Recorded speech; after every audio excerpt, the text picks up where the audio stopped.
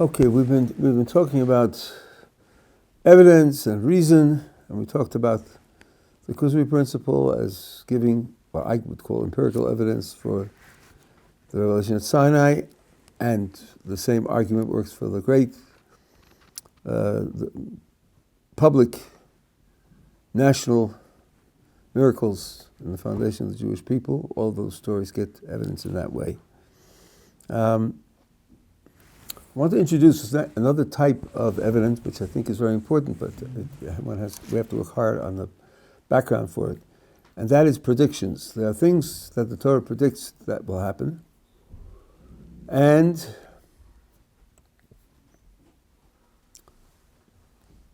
we want to use the fulfillment of those predictions as evidence that the Torah is true. Now, there is a very widely used principle about predictions, that a prediction has to fulfill a certain condition, and if it doesn't fulfill that condition, it's not a real prediction, it's not a real fact, it's not a real truth, it's not real evidence, it's not real knowledge, it's just phony. It's totally phony. A lot of scientists believe in this. It was once upon a time a matter of serious discussion in philosophy of science. I'll tell you what the condition is, and then I'll explain to you why it's wrong. First, I'll explain to you where the motivation for it comes from, and then I'll explain to you why it's wrong. So the condition is this: you're making a prediction that X will happen. Is it possible to show that the prediction is wrong? That the prediction is a mistake? Is there a way to get the worst person making the prediction to give it up? If there isn't, if there's no way to convict him of mistake, it's not a real prediction, it's not a real fact, it's not real evidence, it's not a reason, it's just play. It's just disposable play. This is called the principle of falsifiability. That's a big, long word. It means it's something which, if certain things were to happen, you would then say it was a mistake. It's something which could possibly be falsified. Of course, it might be true, and if it's true, it's not going to be falsified. But there's something that, which, if it happened, would lead you to say, oh, I see now, I was wrong, I made a mistake. If there's nothing that could convict you of a mistake, nothing that could show that you're wrong, then it's not serious. And you can't use it in science. I said science is the paradigm for all knowledge, and something that isn't scientific isn't knowledge, it's not knowledge, and it doesn't count. That's the principle of falsifiability. Got to be something that can happen that shows that it's false.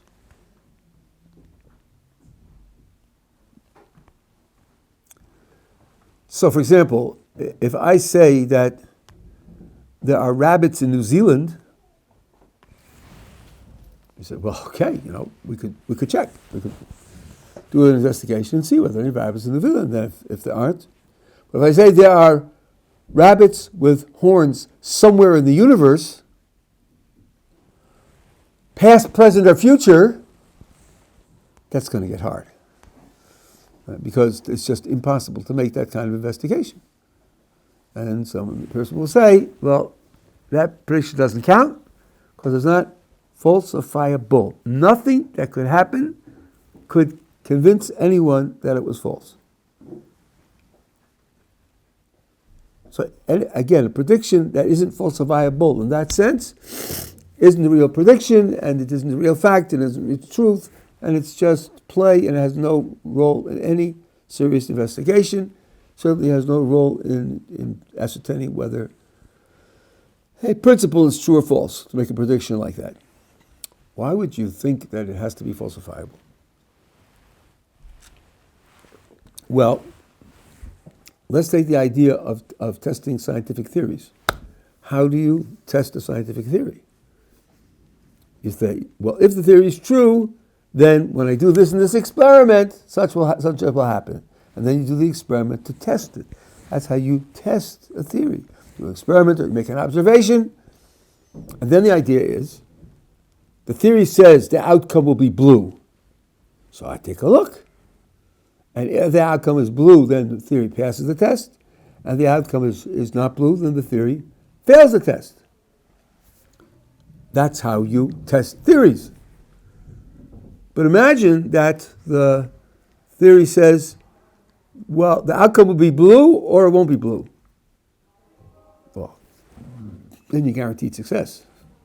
And then there's nothing to test, because you know the outcome will be that way no matter what. That's not a test. A test is only when you say something will happen, and then there are two options. It might happen, it might not happen. And then, if it happens, the theory survives the test. And if it doesn't happen, the theory doesn't survive the test, and then you know the theory is false. That's what's called a test. That's why it's called being falsifiable, because in the test, you specify at least one outcome which says the theory failed. But if all you can say about this theory is that you describe things that will happen, but there's nothing that could happen to make it fail, that's not a serious theory. That's not a theory that you can have reason to accept, and so on and so on.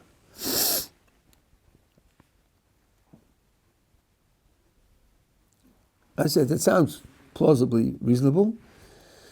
And a great many scientists who haven't studied philosophy of science are convinced of this, and they repeat it like a mantra.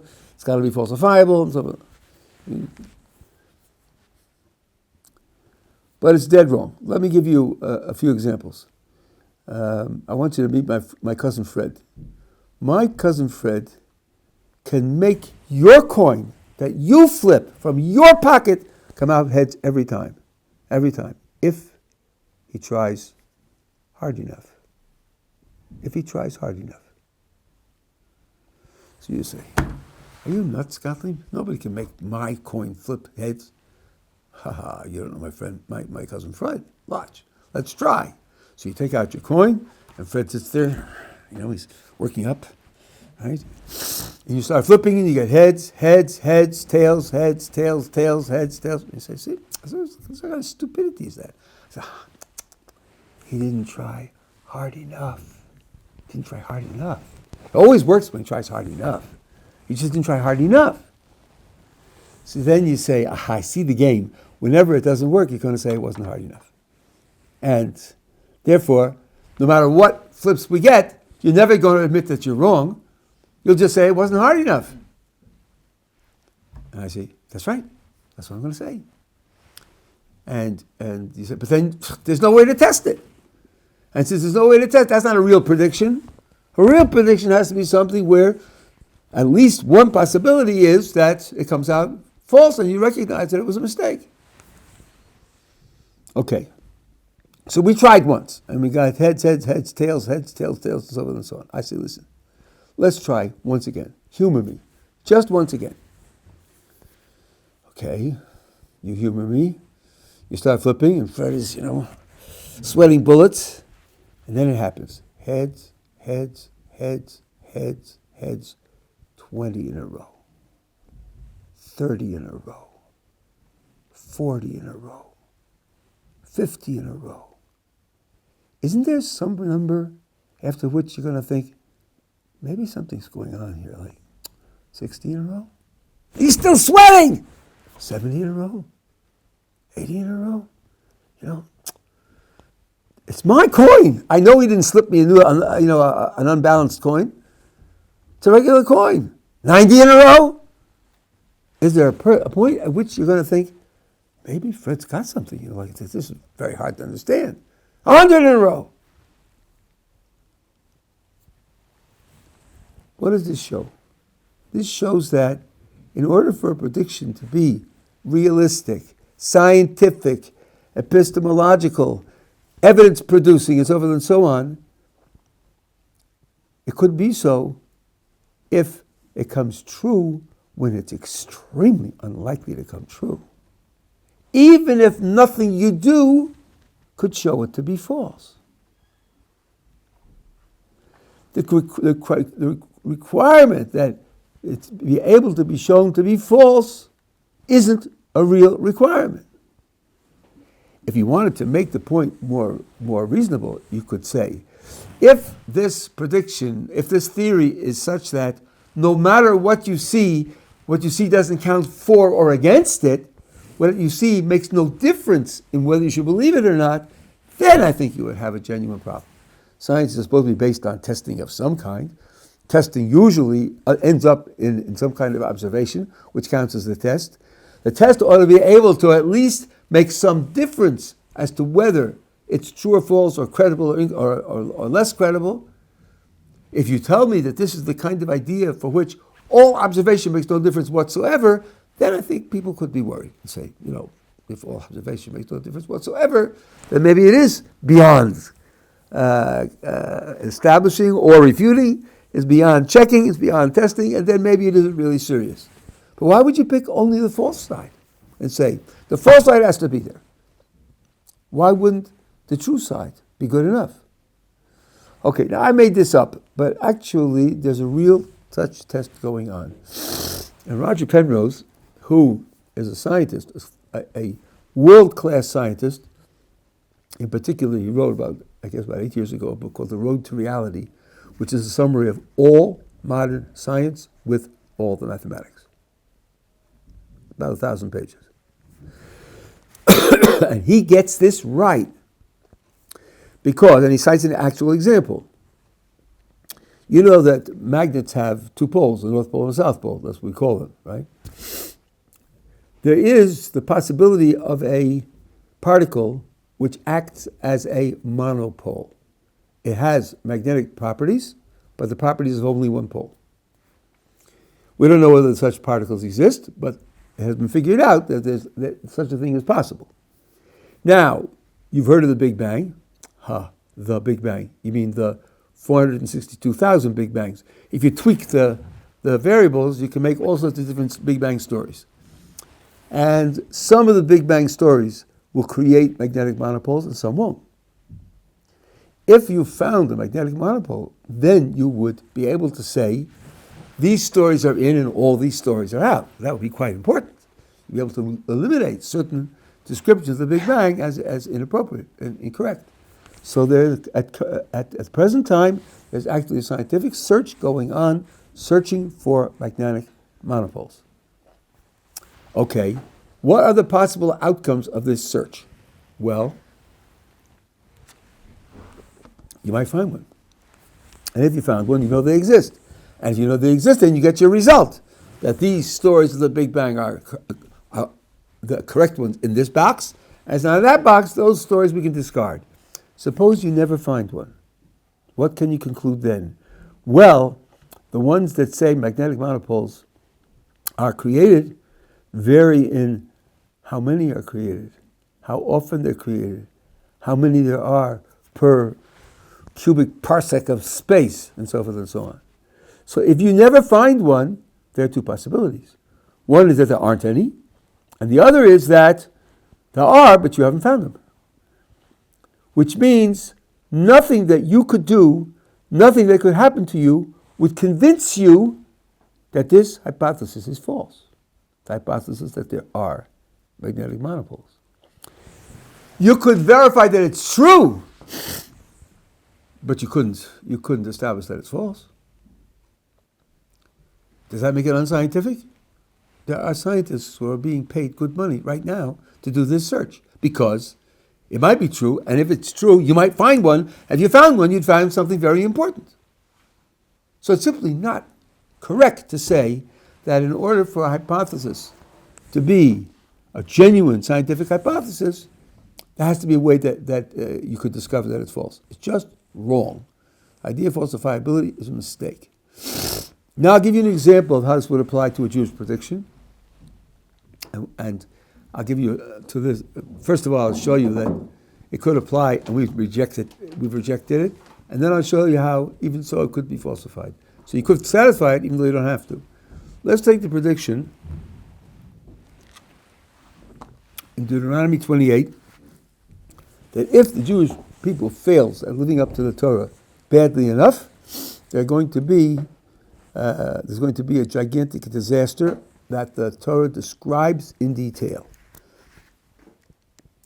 A nation will come and will conquer you, and will come from the ends of the earth and speak a language that you don't understand. Be brutally cruel, slaughtering population, men, women, children, healthy and ill, and taking over the land and forcing the people into exile. This was going to happen if the Jewish people fails at living up to the Torah badly enough. Now, if you're paying attention and you've been following so far, you've heard the trick, badly enough.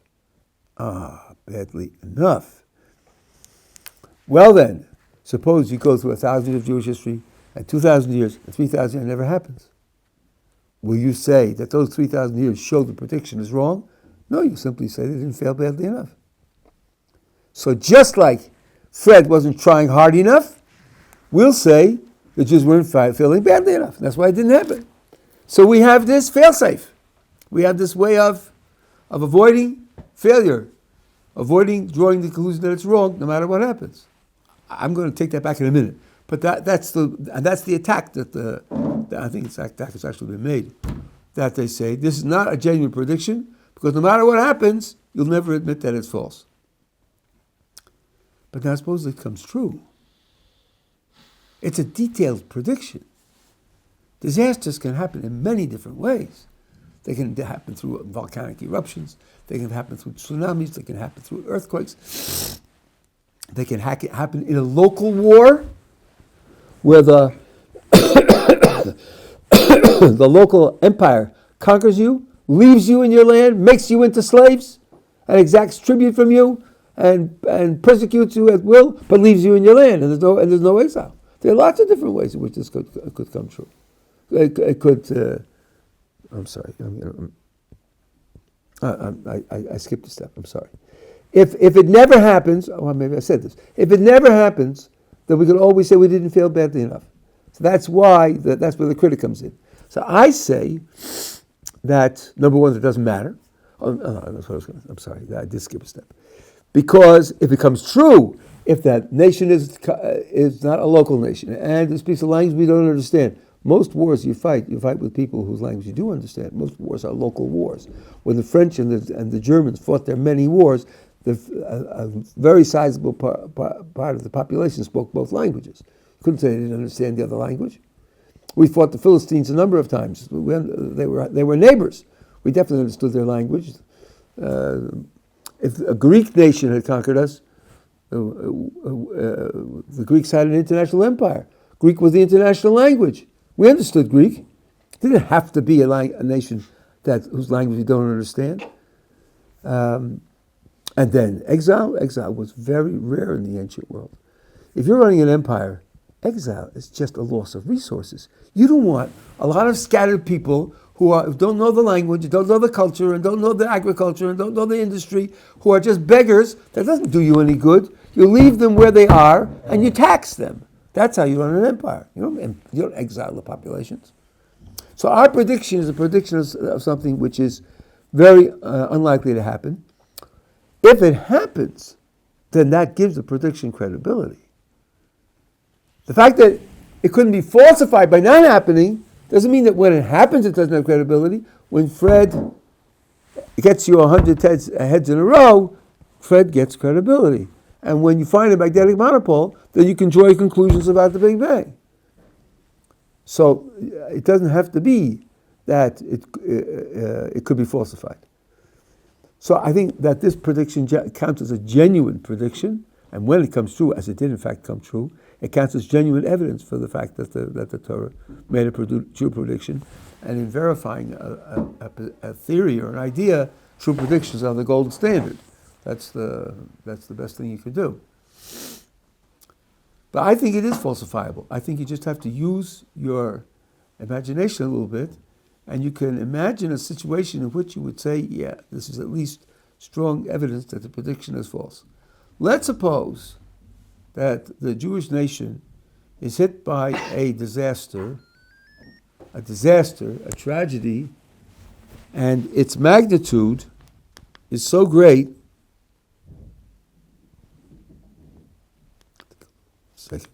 Its magnitude is so great that when you measure it against what was predicted, you think, this is just as bad.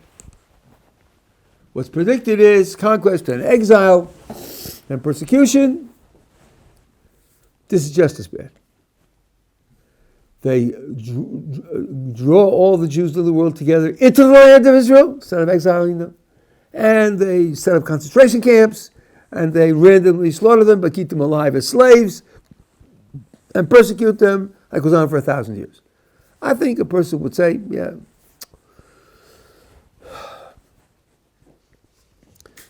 nothing that was actually predicted is worse, clearly worse than this. Okay, now you have to look at it from a Jewish point of view. Why do these things happen? The original prediction was made because HaKadosh Baruch Hu is running the world. There's divine providence. Our performance of living up to the Torah is being measured. And what we're being told is, if you fail badly enough, this is going to be the punishment that you will get. Well, now let's see. If the disaster that overtook us is really as bad or worse as what was predicted, then we should be able to infer that our failure was as bad or worse as the failure which would have justified the disaster that was predicted. And if that's the case, we did fail badly enough. If we did fail badly enough, we should have gotten the punishment that's predicted. And instead we got something else. I think that would count against the prediction. I think it would be a strong reason to think that the prediction is wrong. Again, let me go through it again because just make sure that it's clear. The Torah says, if you fail badly enough, this is what's going to happen. Conquest, exile, persecution, scatter. So God is saying, this is the punishment that's set aside and ready if you fail badly enough. Now let's imagine that in fact we experience a disaster. We look at the disaster and measure its severity and we say it's at least as bad as what was predicted, conquest, and exile, and scatter, and persecution. This thing that really happened, which was very different in character, was at least as bad as that. Okay, now let's just put on the thinking cap.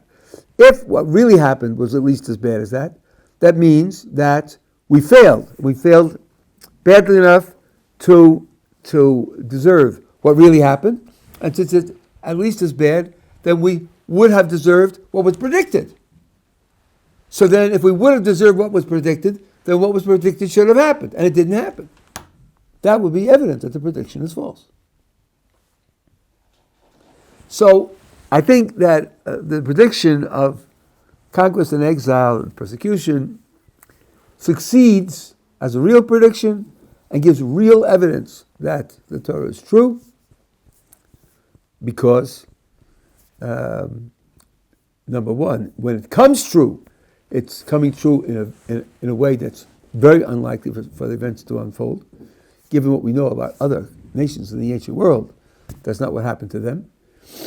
And the fact that if it were not falsifiable, that wouldn't matter, and I think it is falsifiable. So I think this prediction is a gold prediction, and the fact that it came true is very strong evidence that the Torah made a prediction about something which, in natural terms, couldn't have been predicted. Are we together? Okay, now, there's another kind of prediction of Jewish survival. And I think this prediction also has a strong piece of evidence. But here I have to fight with another type of an analysis or understanding of predictions, which I think is incorrect. I don't want it to be confused with this. So let's take the prediction which you have in the Torah that when you go up 3 times a year to the pilgrimage festivals, 3 times a year, all the men, some say the women also, have to come to Yerushalayim. Well, now, just imagine that you have enemies. And Sometimes we fight wars, and we did fight wars. Isn't it inconvenient to have all the men in Jerusalem? What about manning the border? What about manning the thoroughfares so that they can't bring their chariots up to attack you? The Torah says, no one will envy your land.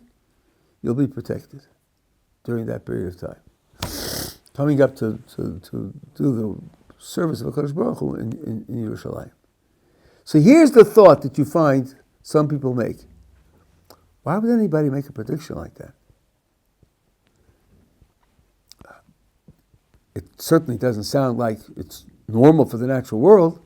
If you put yourself at a disadvantage vis-a-vis warfare, some people will take advantage of it and they'll attack you. A person couldn't make a prediction like that unless he was positive that it had to be true, unless he was a real prophet, unless something bigger than himself was the source of it, a person wouldn't make a prediction like that. It'd just be too risky, too difficult to defend. And when it inevitably came to be false, he'd be exposed. No one would make a prediction like that unless he really had prophecy. You do find people saying things like that. I'm not on board. Here, you're reading the guy's psychology. Why is he saying it? What basis must he have? What's he afraid of? And so forth and so on. Well, I think we have lots of examples of people who say really crazy things. And they're really crazy, and they don't happen, and the person doesn't have any solid source for it, because psychology is just too uncertain, too precarious to base anything on. There was Jonestown, where they all committed suicide, because the guy said that's what the powers that be want. They want us all to commit suicide. There is a sect of Islam where the person makes pilgrimage to Mecca and then blinds himself. Because once you've seen Mecca, there's nothing else to see. You don't need your sight anymore. You've seen that which is greatest of all, and then you just blind yourself. I could hear someone saying, no one would tell people to blind themselves unless he had something bigger than himself telling him to do that. It has to come from a source that's bigger. Otherwise, no one sees something that's so destructive and so difficult to put into practice. No. A person would, a person did, and people actually, there are still people who live up to it. So the point of the prediction is not no normal person would make it. My first wife ran a kindergarten for children and parents who need training in parenting, and in the input forms they were supposed to write down whether the children had any fears. And one woman wrote, "My children are not fearful except of one thing. When I tell them that they do something wrong, the monster will get them, they're afraid of that."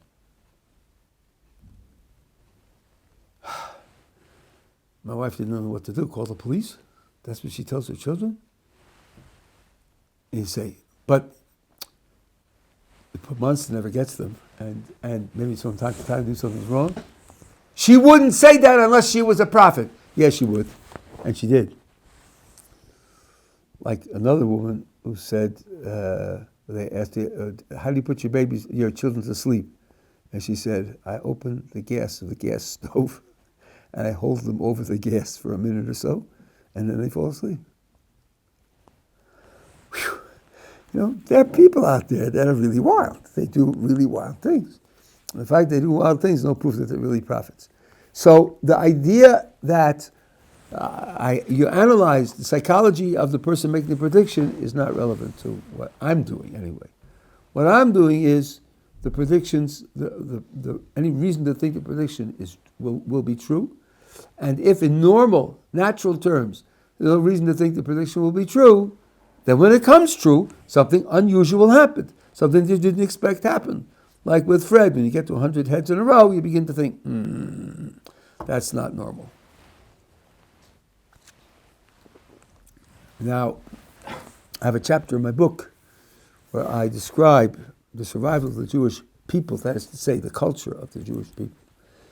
And I argue in detail that given what we know about normal human experience and what we know about normal human circumstances, there's every reason to think that Jewish ideology, beliefs, values, practices should disappear. And it didn't disappear. And that means something special is going on. Something special is going on over here that doesn't go on in other places. You have two periods. You have what I call the ancient period, which is up to the destruction of the Second Temple. And then you have the second period from then on until now. And to make this argument, I compromise with critics. There's a wide spectrum of historians of Judaism. I shouldn't say Jewish historians because some of them are not Jewish, but historians of Judaism tracing back the existence of Jewish people and Jewish worldview. And some go back all the way to the patriarchs. And at the other end of the spectrum, there were, till fairly recently, historians, that's what they called themselves, who believed that the whole of Judaism was made up by the Maccabees. For the Maccabees, there was nothing. No first temple, and no King David, and no Exodus, and no trek in the wilderness, and no Joshua, and no nothing, zero. They just made it all up. Well, archaeology hasn't been kind to them. We have findings for the first temple period, which clearly indicate Jewish presence in the land of Israel at that time. But in order not to beg questions, in order to make my argument to people who aren't yet adherents to the Torah, I said, let's start with King David. Till the end of the Second Temple, which is about 1,000 years, and then from then on to the present time. And let's look at the conditions under which Jews survived and compare them with the conditions under which other cultures didn't survive, which is the vast majority of human cultures, didn't survive during those periods of time, and compare them with the other cultures that did survive. And the claim I make is that if you look at the conditions under which we survived, given the experience of other cultures, it should have been expected that our culture would not survive.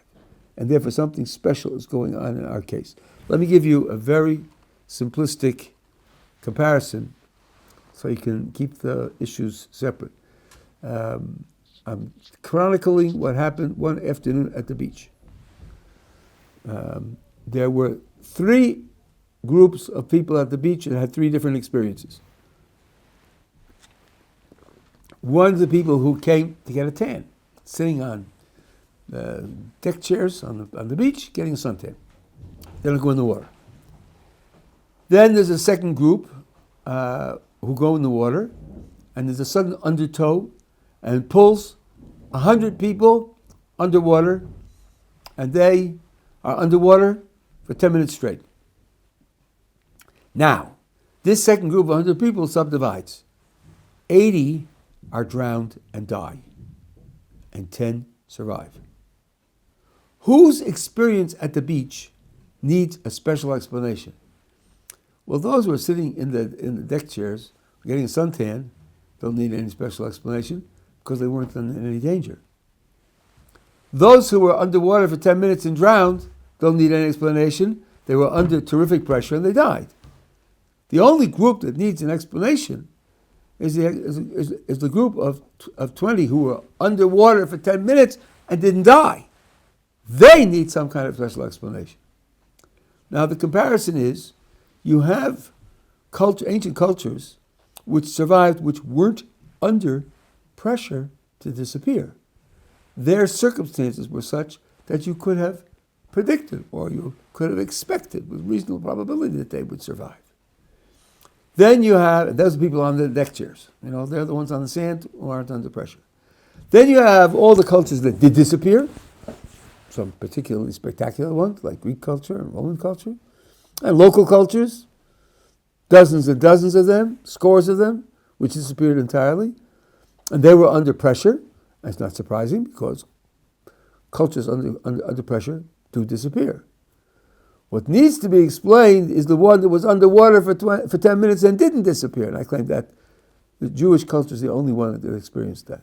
The only culture that was in such stressful circumstances that we should have expected them to disappear is the Jewish culture. And therefore, the fact that it survived is something which needs some special explanation. That's the structure of the argument. So let's take a look at the ancient period and see why the circumstances are such that we would expect Jewish culture to disappear. One thing you have to appreciate is that we lived in this tiny piece of land, and we were, as the proverb has it, at the crossroads of three continents, Africa, Asia, and Europe. And there were many local empires, the Babylonian Empire, and the Assyrian Empire, and the Greek, and the Roman, and the Egyptian. And those empires conquered, and they enforced their rule on local cultures, and we were definitely in that sphere of influence. And our culture is qualitatively unique among all of those cultures. And I claim that the pressure of being among those cultures and being a relatively small and weak culture would have put tremendous pressure on the Jewish culture to be affected by, disintegrated by the majority cultures. Now, I want to explain what I mean by qualitatively unique. Everyone in this room, and indeed every person on the planet, it seems, has a feature that no one else has, and that is his fingerprints. As far as we know, there are no duplicates in fingerprints. Identical twins do not have the same fingerprints. So, in your fingerprints, you're unique and different from everybody else. It's just that everybody else is also unique and different from everybody else. The way in which you are unique, everybody else is unique. It's a universal uniqueness.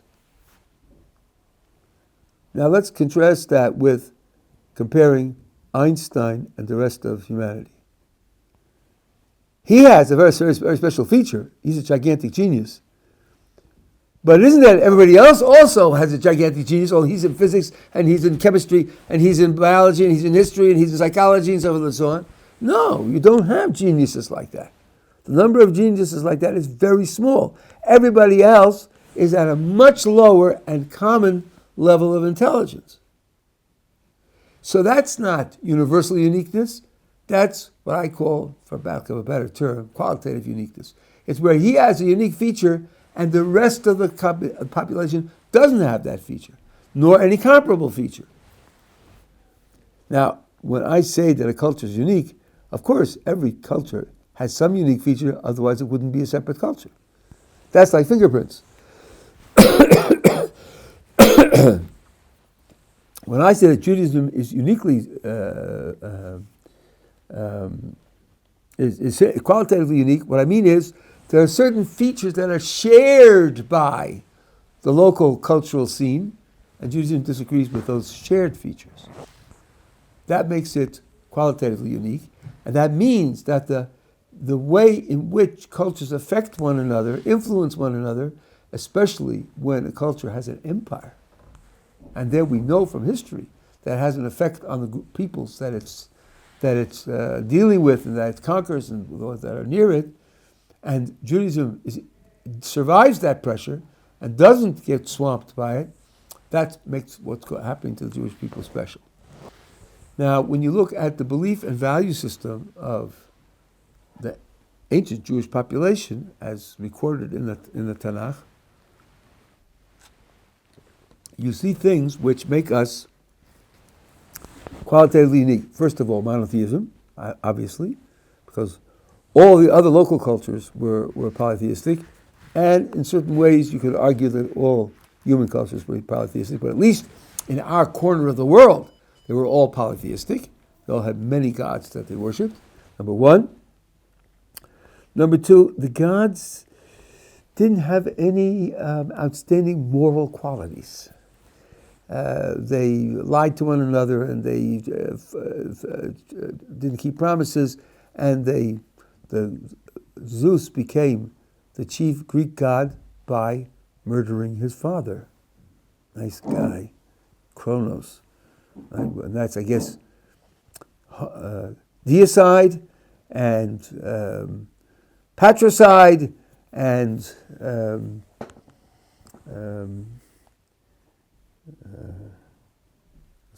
killing your father and killing the gods, and that's considered to be perfectly all right because the gods are the gods and they can do what they please. Whereas the Creator, whom we worship, is described as morally ideal. No moral compromises whatsoever.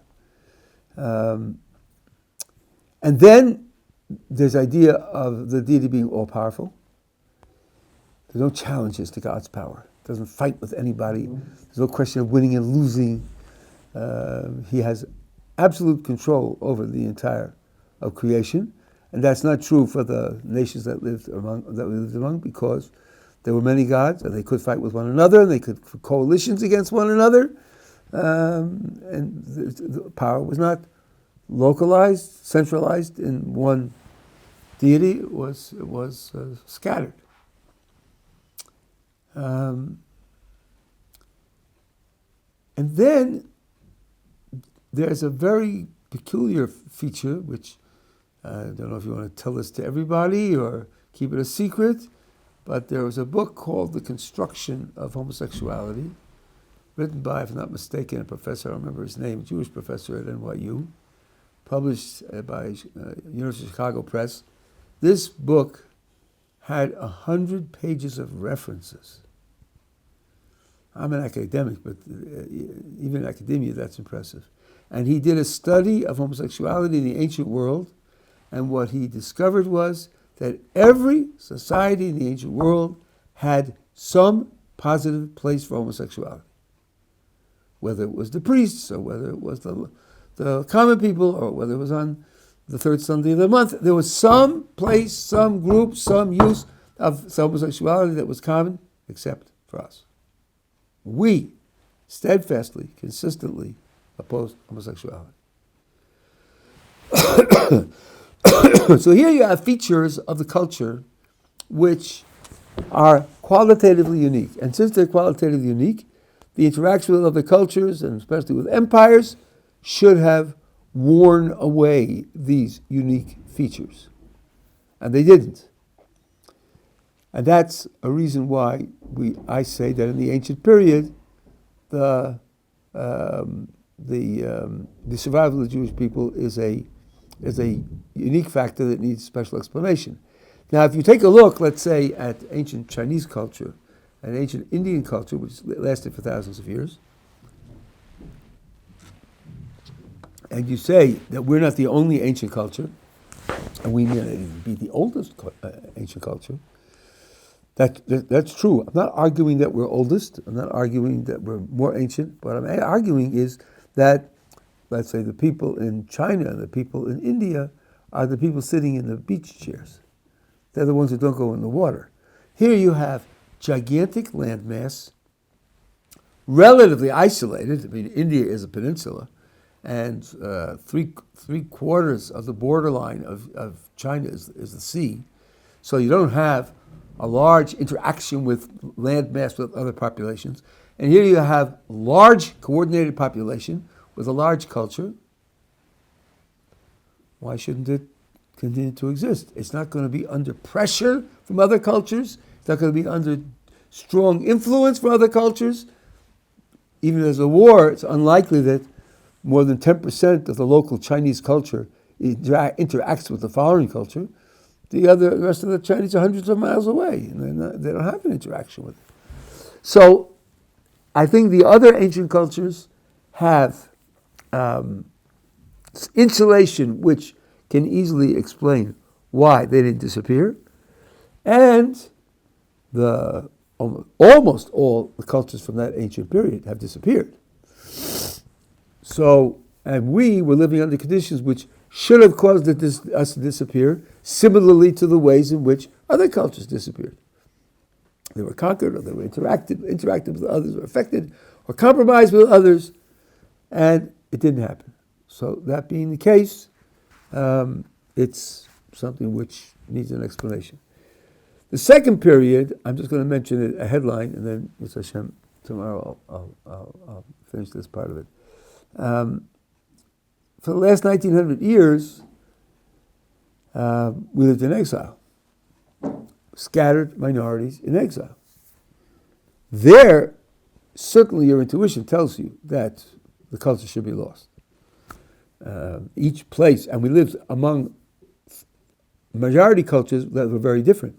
We were in Poland for 1,000 years, living under Christian Northern European conditions, and we were in Yemen for 1,500 years, living under desert and firstly savage and then Muslim culture, and certainly this should have led to the disappearance of our culture. So each group should have been affected strongly, and it should have deteriorated the unity of the Jewish populations all over the world, and it didn't. Now, when I wrote this originally, I received several emails from people who said, "What about the Romani peoples or the Gypsies?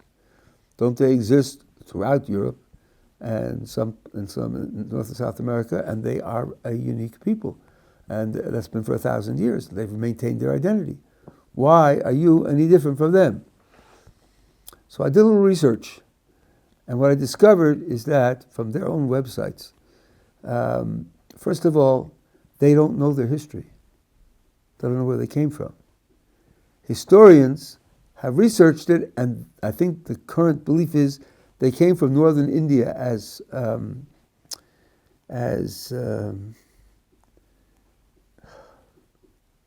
people who hired themselves out to fight wars. Mercenaries. They came as mercenaries, thank you. And they traveled to where the wars were, but they lost their history. They don't know where they came from. Secondly, they tend to take the religion of the people among whom they're living. So there are Catholic Romanis, and there are Protestant Romanis, and there are Muslim Romanis.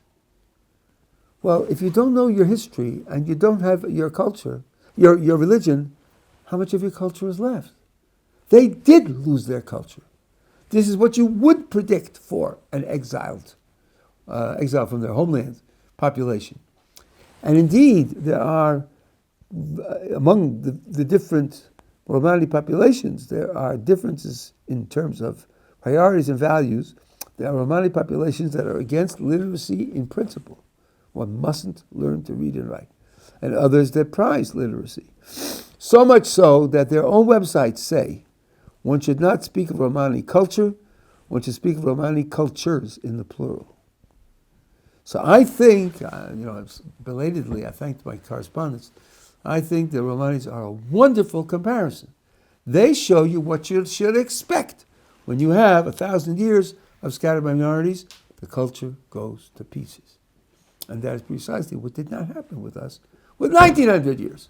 We preserved our history, we preserved our laws, we preserved our basic beliefs, we preserved our customs, so that the Romanis give us another example, another reason to think that what happened to us in the last 1,900 years is unique and needs a special explanation. That's a summary of the argument that I gave there. Tomorrow I'll consider some objections and show you how to respond to them.